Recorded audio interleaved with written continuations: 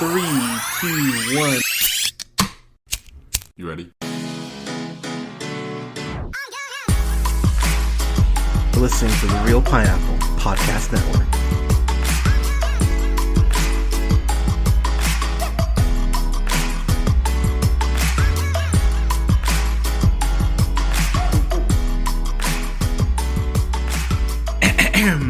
Good evening, ladies, gentlemen, theys, and gays. This is the Real Pineapple. This is your humble host, Hunter, here. Hope you're all having a great night, weekend, whenever you're checking this out. So finally, we're in October. That means another edition of the Real Spooky series. So we're going to have Halloween reviews for stuff. Halloween films throughout the month.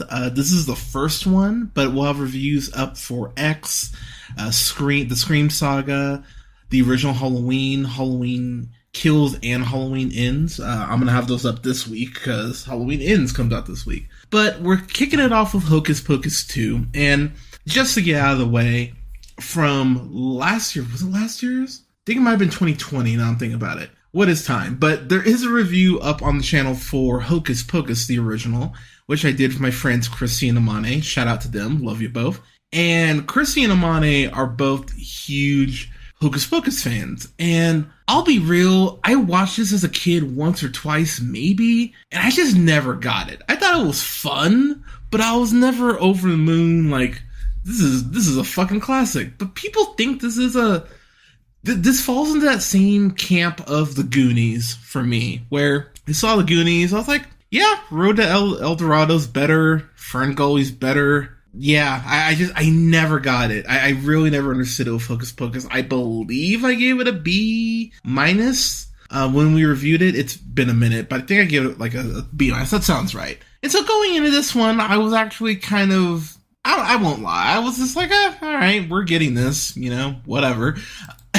It's directed this time by Anne Fletcher, who directed several episodes of This Is Us. The big thing, she has a terrible filmography though. So she did The Guilt Trip, that movie with Barbara Streisand and Seth Rogen, which is fine, I guess. I think it's an average movie at best. But she did Hot Pursuit with Sofia Vergara and Reese Witherspoon, and that movie's fucking awful. So, but then she did 28 Dresses, which is 27 Dresses, pardon me. 27 Dresses is a good movie. It's probably the most bearable Katherine Heigl's been, and James Marsden's great. She did The First Step Up, like, alright. The Proposal, okay. So, I mean, it's a lot of, good, I guess, but just not great. And so going into this, I was mildly curious about if they'd actually be able to make a movie I kind of cared about. And I will give them some credit. At points this works. It's not a great movie, but by no means was this, I can't even think of an apt comparison. But yeah, this was okay. So the movie starts off years earlier before before present day. It starts off with a young Winifred, who of course is Bette Midler's character, played by Taylor Henderson. And I gotta say, the opening bit of them in Salem and being in this village and having the fellow townspeople be so afraid of them and just not even afraid of them, just treat them with such bile and venom and just hate their existence.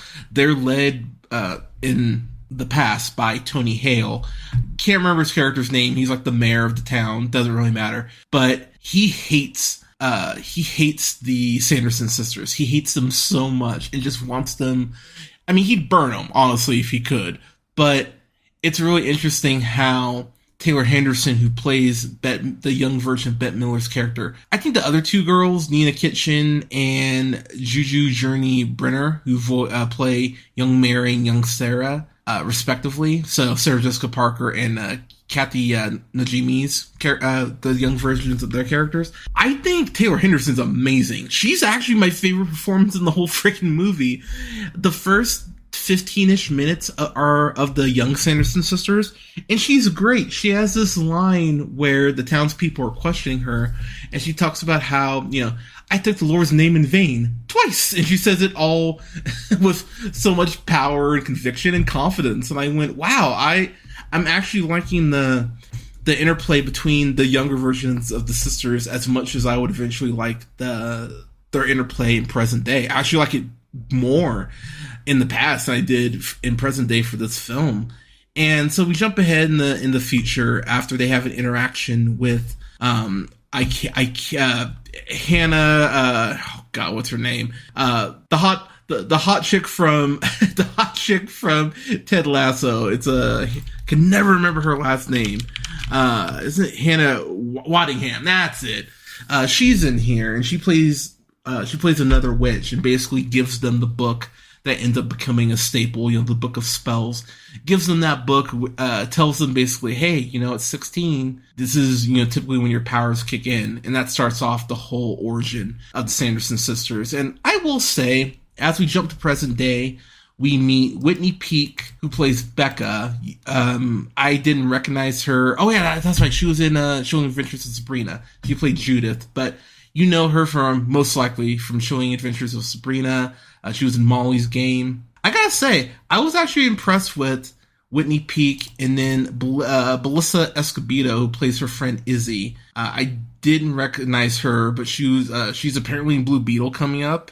She plays Shanti in American Horror Stories, and she was in a movie called Sex Appeal. So she's been in a few things. And then Lilia Buckingham, who plays her other friend Cassie. She was in Dirt, Crown Lake, It Counts, to name a few things. What I really like about the interplay between the three of them is that Becca is, the confident one out of the three of them. Izzy is their Velma, basically. And Cassie's kind of the Daphne, I would say, of the three. What's interesting about Cassie is that Becca and Izzy kind of had a falling out with Cassie. Cassie's wrapped up hanging out with this guy, Freud Gutierrez, her boyfriend, who plays Mike in the movie. You know him from, he was Nolan from Teen Wolf. That's what I recognized him from. So what I really like about Mike is Mike is a fucking dullard. He is so stupid. There's a point where Becca and Izzy call him out, rightfully so, for him bullying them. And he goes, wait, I'm not bullying you. I'm just doing this thing. And they just kind of take a step back and they're like, dude, that's like the definition, like the goddamn definition of bullying. And he has this kind of moment where he's like, oh, fuck, I didn't even think about, and he's like terrified. Like it's so weird, but I think the humor, it works in doses, in small doses here for me, because the Sanderson sisters, they're played by, Bette Midler, Sarah Jessica Parker, or Kathy Najimy. Kathy Najimy, I think, is the one who plays Mary, but she doesn't really get enough credit for being as funny as she is. She's great in both Sister Act movies and in Rat Race. I recognize her mostly. I think people forget about that show Younger. Younger is a fun show, and I feel like that show was really slept on, but she was great on there. She was great on Veep. She's just a great comedian, and so I was really happy to see her back, as much as I was happy to see Bette Midler and Sarah Jessica Parker back. But I think out of the three, she just kind of gets slept on a bit. But the chemistry between the three sisters is still there. It's very much Three Stooges at points, the way Winifred just slaps the shit out of them at points. But the chemistry is still there after all these years.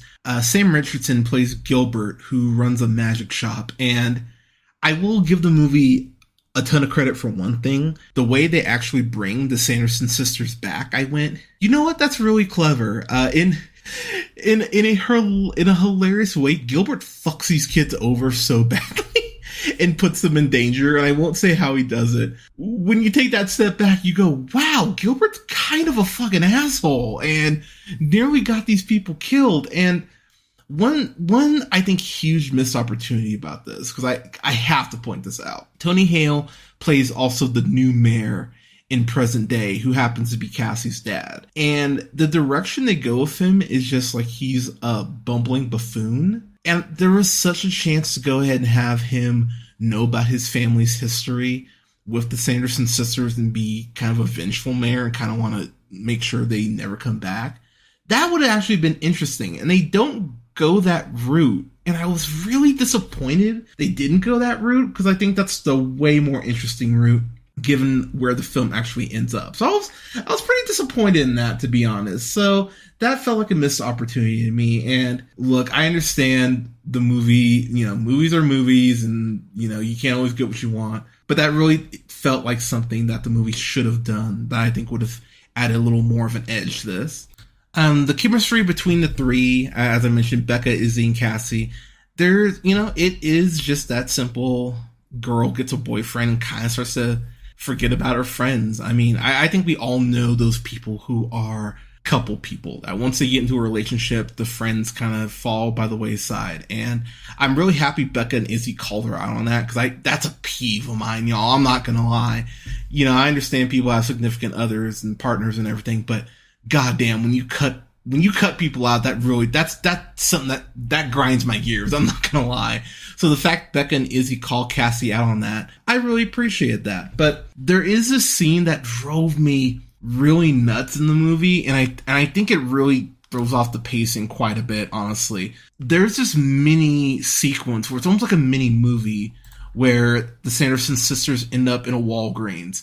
First off, the fact that they go to a Walgreens is really just fucking funny in itself, but it turns into this 10-minute mini movie of them biting face masks and spraying themselves in the mouth with perfume and shit. And I was just sitting there going, this is just slapstick, but it's bad slapstick. And the movie really does seem to grind to a halt in that moment, just for the Sanderson sisters to go, hey, Becca lied to us. They are children and we should eat them. Which it's such a long, it's such a long journey to get there. As my grandpa would say, it's like going around the block just to walk next door. It's so long-winded, and it does, for me, throw off the rhythm of the movie a bit. So I was a little irritated by that, I won't lie. Yeah, just it was really unnecessary. Outside of that, they do bring Billy Butcherson back, and he has a nice little subplot with Gilbert. I like their back and forth. It's very comedic. It's fun. And then there is something about Becca that you'll see it coming from a mile away, but I think the way it was actually executed was actually pretty cool and really well done. And if there is going to be a Hocus Pocus 3, which I feel like there will be at this point, it would be interesting to bring Becca, Izzy, and Cassie back to go ahead and kind of define their friendship with where the movie leaves them off. So I don't know. There's some interesting enough pieces, I think, to go ahead and do a third film. But getting my final thoughts, this is fine. I know some people are really gonna dig on this, and again, it's nostalgia. Some people just want to see the Sanderson sisters back. Doesn't really matter what they do. There is this point with where they're flying. So Winifred has the only broom, and Sarah is flying on something else, and then Mary is flying on basically those little dirt vacuums. And there's actually a clever way they use the dirt vacuums, or those kind of those mini vacs. There's a clever use for those later on in the film that I actually went, that was actually a well-written little thing to throw out there. So I was actually kind of impressed with that. Speaking of the writers of the movie, are Jen D'Angelo. And Jen D'Angelo was a producer, or is a producer on Solar Opposites, was a producer on Workaholics, which is pretty funny. And then she's a producer on Young Rock right now. And then David Kirshner, he was a producer on the original Hocus Pocus, American Tail, Curious George. Damn, okay, he's got Seed of Chucky. He's got a quite varied Titan AE. Damn, Page Master, shit. The Flintstones. They can't all be winners, but there's some talent involved here. Like I said, I think it's good for a Hocus Pocus sequel, but yeah, it's fine. So I'm gonna give this a C+.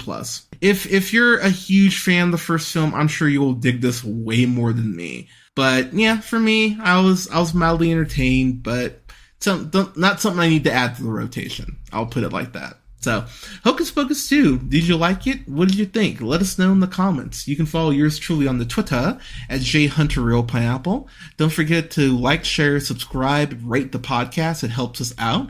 You can find us on SoundCloud, Apple, Google Podcasts, Podbean, Stitcher, iHeartRadio, Spotify, Amazon Music, TuneUp, and Samsung Podcasts at The Real Pineapple. You can find me on Letterboxd at Black Shazam, and you can find me on TikTok at Black Shazam 775. Thank you so much for listening, y'all. We're going to have more reviews coming up for the Real Spooky series, including the original Halloween, Halloween Kills, Halloween Ends, the Scream franchise, The House with a Clock in Its Walls, and X. And the Black Phone. I might throw in some Evil Dead or some other stuff in there, but we're definitely going to have those. And then we'll have reviews as well coming up for... I think I'm going to re-review Black Panther, because I haven't watched it in a minute, and I think leading into Wakanda Forever, I'd like to rewatch that and re-review it. And then we're going to have a review up for Let the Little Light Shine, the Kevin Shaw directed documentary, as well as a interview with Kevin Shaw about the film. Going to have that up for y'all here real soon. But everyone, thank you so much for listening. Thank you so much for your support. Please stay safe out there. Take care of each other. Tell someone that you love them. And we'll talk to you soon.